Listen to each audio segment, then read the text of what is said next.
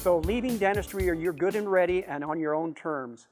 And each of you has to decide that yourself with your spouse. You know, you may have 4 or 5 colleagues that have all retired within the last 1 or 2 years.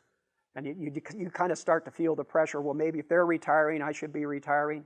Baloney. You retire when you're ready to retire. You consult with your spouse, and you decide when you're going to pull the trigger. And you'll know in your heart when that happens, when you're ready.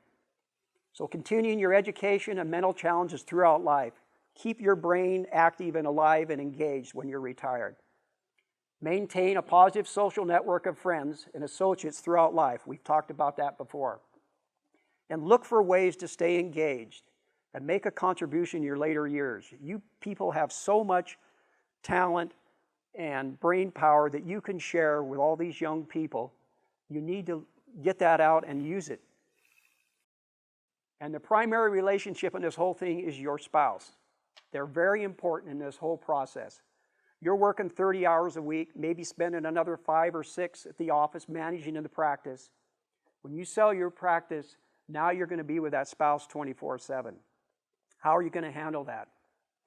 Another friend of ours retired, and we happen to be an orthodontist, and about 4 months after he retired, him and his wife and my wife and I went out to dinner. We used to go out to dinner with him every once in a while, do some things socially.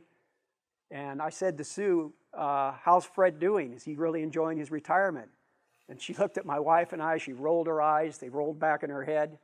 And she says, I can't move in that house that he's not right behind me. If I go into the bedroom to do something, he follows me into the bedroom. If I go into the bathroom, he follows me into the bathroom. I go to get in the car in the afternoon to get away from him. Pretty soon the passenger door opens up, he slips his butt in there and he's sitting beside me in the car. I can't get away from this guy. You're now on 24/7. So you two have to know that you have to have some time alone in these retirement years. You each have to get your own life. And then you have to have that life that needs to be together. And what this really boils down to is communication and discussion. Don't wait until you retire to have this discussion and this communication. Start talking about it now before you pull the trigger. Discuss how you're going to do it. And it's an ongoing process. You're going to change the plans all along the way. But at least have something to start on, a base to go, and communicate that with your spouse.